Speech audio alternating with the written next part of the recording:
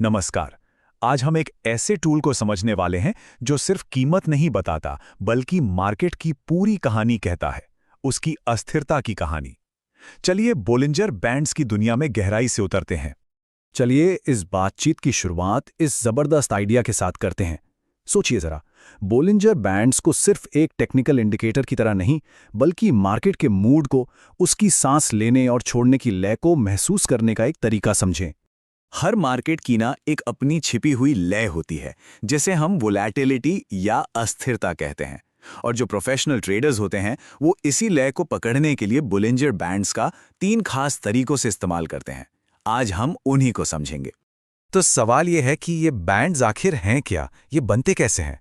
चलिए इसे समझने के लिए इसके एक एक हिस्से को करीब से देखते हैं। देखिए, बोलिंजर बैंड्स में 3 लाइनें होती हैं। जो बीच वाली लाइन है वो है एक सिंपल 20 पीरियड मूविंग एवरेज, मतलब कि पिछले 20 कैंडल्स की औसत कीमत। और जो ऊपर और नीचे की लाइनें हैं वो इसी एवरेज से कैलकुलेट की जाती हैं स्टैंडर्ड डेविएशन के आधार पर। अब यह स्टैंडर्ड डेविएशन सुनकर घबराना नहीं है, कोई मुश्किल मैथ्स नहीं है। इसे बस ऐसे समझिए कि यह इन बैंड्स के पीछे का इंजन है। जब कीमतें बहुत तेजी से ऊपर नीचे होती हैं तो बैंड्स चौड़े हो जाते हैं, और जब मार्केट शांत होता है तो वो सिकुड़ जाते हैं। यही तो है वॉलेटिलिटी का सीधा साधा नाप। और ये स्लाइड तो बिल्कुल साफ साफ दिखा रही है कि ये काम कैसे करता है। जब मार्केट शांत होता है तो बैंड्स सिकुड़ जाते हैं, जिसे कॉन्ट्रैक्शन या संकुचन कहते हैं। और जब मार्केट में कोई बड़ा मूव आता है तो वो फैल जाते हैं, जिसे एक्सपेंशन या विस्तार कहते हैं। मार्केट का मिजाज पढ़ने का इससे सीधा तरीका और क्या होगा? तो चलिए अब आते हैं पहली प्रोफेशनल स्ट्रैटेजी पर। ये इस बारे में है कि जब मार्केट एक ट्रेंड में हो तो उसकी ताकत को कैसे पहचानें और उसकी पुष्टि कैसे करें। किसी भी स्ट्रैटेजी को लगाने से पहले सबसे पहला काम है मार्केट का मूड समझना।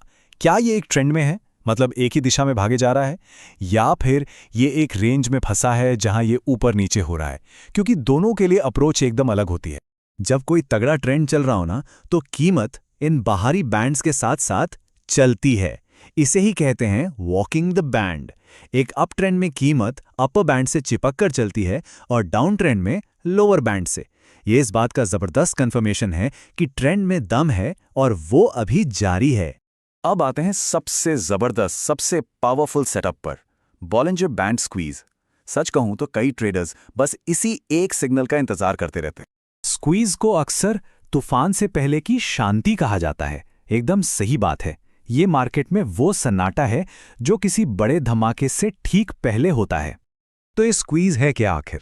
ये वो दौर है जब बैंड्स एक दूसरे के इतने करीब आ जाते हैं जैसे वॉलेटिलिटी को निचोड़ रहे हों। ये इस बात का इशारा है कि मार्केट में एनर्जी जमा हो रही है, जो बहुत जल्द एक बड़ी चाल के रूप में बाहर निकल सकती है। तो इस स्क्वीज स्ट्रैटेजी का सेटअप कैसा दिखता है? इसके 4 सीधे साधे स्टेप्स हैं। सबसे पहले उन संकरे बैंड्स को ढूंढिए। फिर देखिए कि वॉल्यूम बिल्कुल कम हो गया है, और जैसे ही कीमत एक कैंडल को बैंड के बाहर बंद करती है और वॉल्यूम में अचानक उछाल आता है, बस वही है ब्रेकआउट का सिग्नल। अच्छा, लेकिन क्या हो अगर मार्केट किसी एक दिशा में नहीं जा रहा, जब वो एक दायरे में फंसा हो? यहीं पर हमारी तीसरी स्ट्रैटेजी काम आती है, जो खासतौर पर साइडवेज मार्केट के लिए बनी है। इस स्ट्रैटेजी को कहते हैं मीन रिवर्जन। आइडिया बहुत सिंपल है। जब कीमत किसी एक्सट्रीम पर जाती है, जैसे लोअर बैंड तक, तो उसके वापस अपने एवरेज यानी मिडिल बैंड की तरफ लौटने के चांस बढ़ जाते हैं। तो जब कीमत लोअर बैंड को छूती है तो एक खरीद का सिग्नल बनता है, जिसका पहला टारगेट होता है मिडिल बैंड। और अगर इस स्ट्रैटेजी को और भी पावरफुल बनाना हो तो ट्रेडर्स क्या करते हैं? वो इसे RSI जैसे एक और इंडिकेटर के साथ जोड़ देते हैं।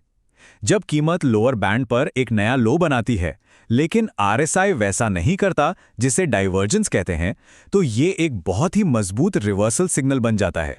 अब तक हमने अलग अलग स्ट्रैटेजीज की बात की, लेकिन अब वक्त है एक प्रोफेशनल की तरह सोचने का।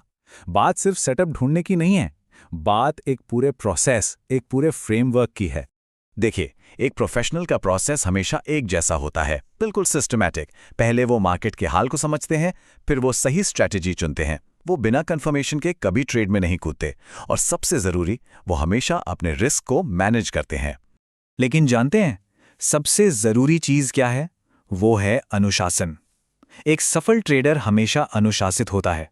इसका मतलब है अपने कैपिटल को बचाने के लिए कड़े नियम बनाना, फोमो या डर में आकर फैसले नहीं लेना और ये मानना कि हर सेटअप काम नहीं करेगा। इन नियमों को मानना ही धैर्य और प्रोफेशनलिज्म की असली निशानी है। तो आखिर में बॉलिंजर बैंड सिर्फ चार्ट पर खींची लकीरें नहीं हैं, ये मार्केट की धुन को सुनने का एक तरीका है। तो सवाल ये उठता है, जब कोई ट्रेडर इस धुन को पढ़ना सीख जाता है तो मार्केट उसे अपनी अगली चाल के बारे में क्या इशारा देगा?